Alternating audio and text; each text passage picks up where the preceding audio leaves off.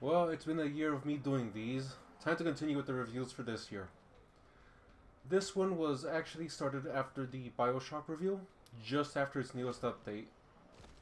Unfortunately, I felt like it wasn't going to go well because it's an MMO, so I abandoned it and did something else. Months later, and I'm still playing the game. So, dusted this off, and I'm gonna finish this review. Then I'll go into the next one. Welcome everyone to Warframe.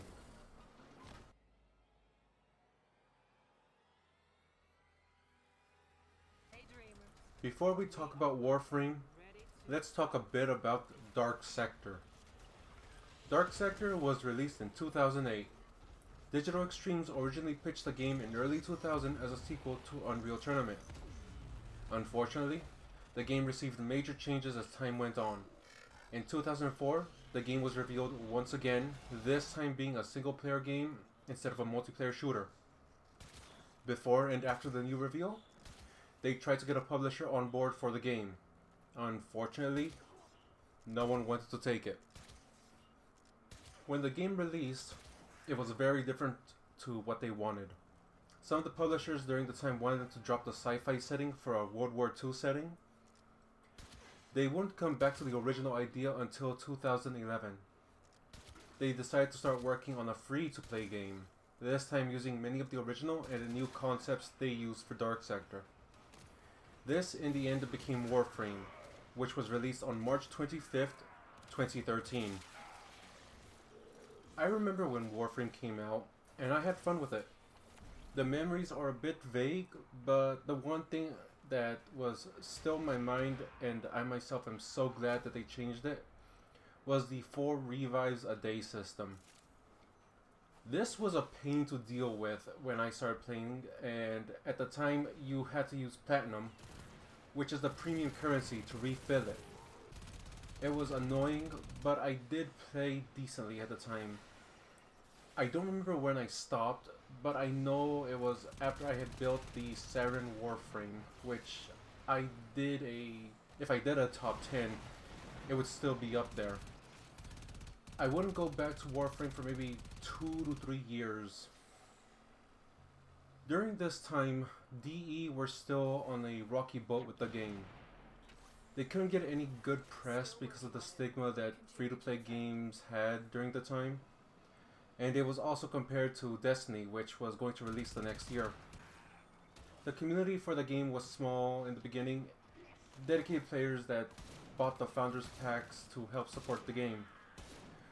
DE asked and listened to any feedback they received for the game and helped in improving it.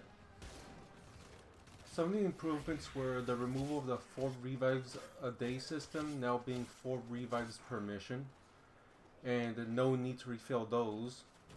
Another change was how to obtain the cosmetic colors for customization. Before, you pay platinum to receive a random color. The players didn't like it, so they changed it to color packs. There was once a story of a similar issue when Kubro companions were introduced. A player was spending their platinum on trying to get a specific color pattern on their Kubro, and DE was shocked on how much this player spent, so they changed it in a couple of days. When I came back to Warframe, it was very different. New map, more story, new frames and weapons, and new locations. I played a lot of Warframe during this time, and I still continue playing Warframe today. Warframe has actually become my on-again, off-again game. Sometimes I'll play the game for a few weeks straight, other times I just don't feel like it. I've installed and reinstalled this game plenty of times, and no matter how many times I come back to it, there's always something new that DE has added. Now, I know that this is going to date the review, and more than likely really outdated in the future. But this review is more than a couple months now from the addition of Deimos and the 3rd free roam area added to the game. This has also added new vehicles for the player, the Necromech, which is pretty much a suit of armor with access to heavy weapons and new abilities. A quick summary of the beginning. You're woken up on Earth and need to escape from the Grineer that are trying to take you with them. After completing this quest, you are then given free reign to do any mission so long as you can complete the junctions that give you access to the next planet. There are also more story quests in the game, and even though I would like to talk about them in detail, I won't. Because most of these quests are actually pretty good, and some of these expand both the lore and gameplay features. Now, this is a free-to-play game. So, when you first start off, you only have a small inventory. And after some time, I figured out why the inventory is so small. It's to encourage using new weapons. You don't level up normally in Warframe. Every enemy you kill gives you affinity. This gains experience. But it doesn't exactly go to you directly. It goes to your weapons. Almost every weapon in Warframe goes to rank 30, and once it maxes out, you mastered using that weapon. Each rank gives you 100 points, and that goes into your account experience bar. When that fills up, you have access to a mastery rank test. Complete these solo missions to level up and gain access to some sweet extras. For example, extra reputation, void traces, and after going past rank 10, an extra point for installing mods. This isn't the only way to increase your rank, of course. The other way is completing every new mission on the star chart. Every mission you complete also gives you a bit of extra experience for your mastery rank. Unfortunately, it is also finite. You only have the missions that have a pulsing blue icon that will give you MR experience. After that, it's time to grind. Even though your inventory is limited, you can actually increase your inventory through the Nightwave, Warframe's version of a battle pass. The only difference compared to every other battle pass I've seen? Free. You just need to complete each of the weekly missions to earn standing for the current Nightwave, and you'll earn all the rewards that are shown as you progress. Some of these include weapon and Warframe slots. Of course, like I've mentioned before, this is a free-to-play game and there is premium currency. The good thing is that you can actually enjoy playing Warframe without spending a dime. The prices range from $5 to $200, but you can randomly get coupons to lower the price, the most being 75%. These only work for the currency. There are some things that do take actual cash, like certain skins that have been made by the community and the Prime Vault, which gets you the newest Prime frame and some premium currency. You can also trade for Platinum, usually just bartering with other players depending on what it is you're trading. Besides using Platinum to actually just straight up buy any of the higher tier weapons and frames, most of it is actually just used for cosmetics and inventory slots, honestly. There are a lot of nice looking skins for, well, Warframes and weapons. You can also purchase the color packs like I've mentioned earlier. What else was there that you could actually use with Platinum to purchase? There is actually a specific Warframe that uses music, and you can actually buy different tones, musical tones, to actually change how the music sounds when you're actually using that frame. There's even a guitar you can actually purchase with Platinum that is sort of like a Guitar Hero-esque kind of thing. Pretty much Platinum is mostly pretty much used for cosmetics. Anything like, if you decide to just buy something ahead, you don't really need to do that yourself if you don't plan on it. It's just a lot of grinding to get to that point. In terms of what the game offers, there is a lot. Finishing the quests can give you access to different mission types and new companions, extra objectives. One of the newer objectives you can do is Kuvaliches. These Grineer monstrosities invade any planet, forcing you to have to give them part of your rewards and generally making a nuisance of themselves.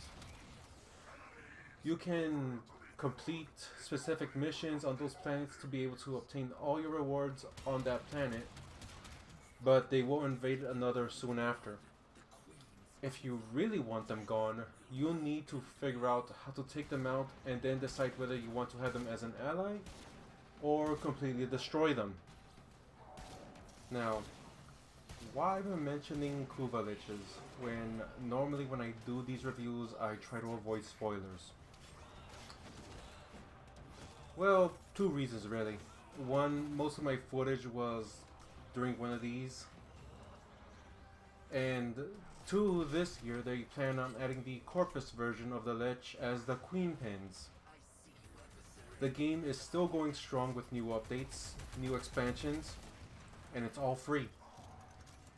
As of writing this, they've announced the next event and when the new Warframe might come out. That was a lot more than I expected to type down for the script. So let's continue with the next part, the gameplay. It's a third-person shooter with a well-done movement system. You can climb up and cross walls, glide, roll, slide. All of this flows very well. There is a large variety of weapons in the game. Rifles, shotguns, lasers, pistols, swords, greatswords, whips, hammers, nunchucks, the list goes on. The weapons do suffer from power creep, so it is encouraged to pick up some stronger gear.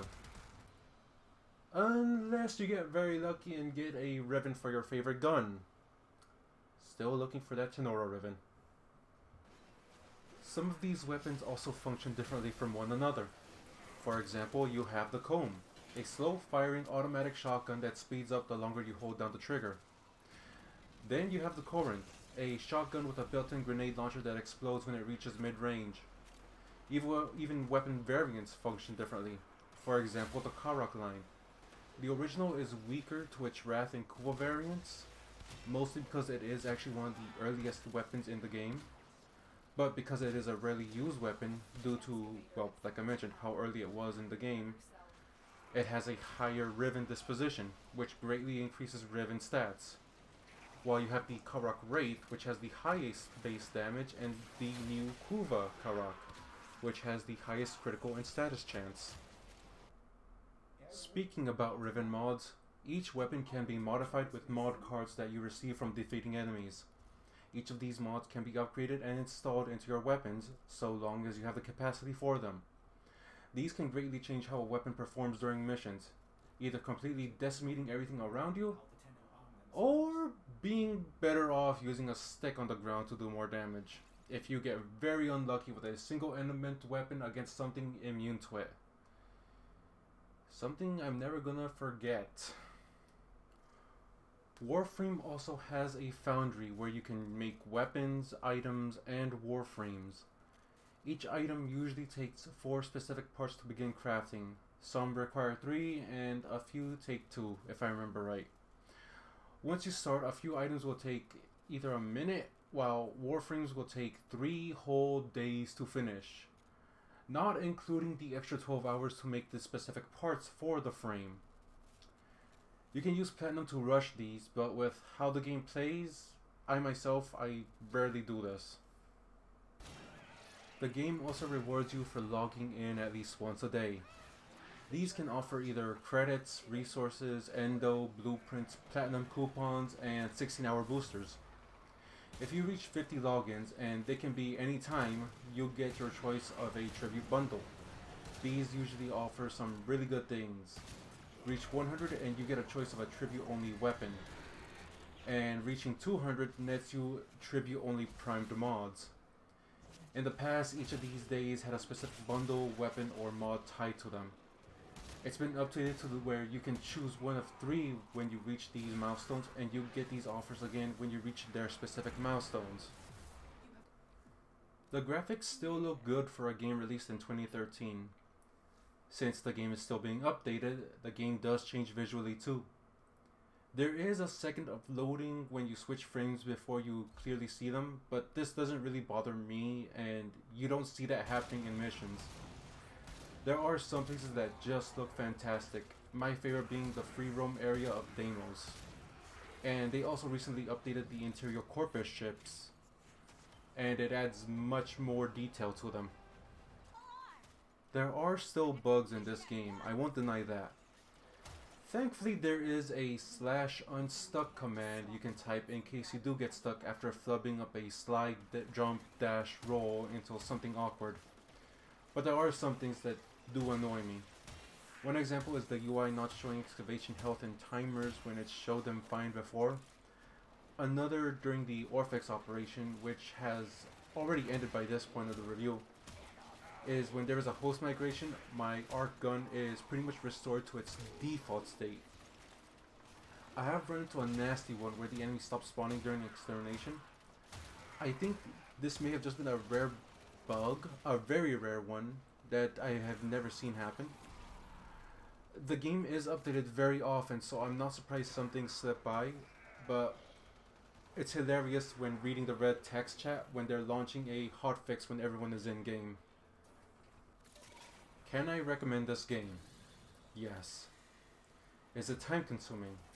Yes. Does the game reward you for your time? I would think so. Then again, I'm the guy who took a whole week to grind Equinox, the Warframe that requires you to build 2 Warframes before combining them together to make her. This is one of the few MMO games that I do actually put money in. How often? Not very. Like once or twice a year, and usually it goes into cosmetics, inventory slots, and very rarely anything that stubbornly doesn't drop for me. At this. Now, the game is available for PC, PS4, Xbox One, and the Switch. The only thing I have to mention this now is that the PC version is technically ahead by 1 version to the consoles. So don't expect jumping onto the PC version if you've gotten far in the console version. This is because they use PC as a testing ground before sending the update to the console versions.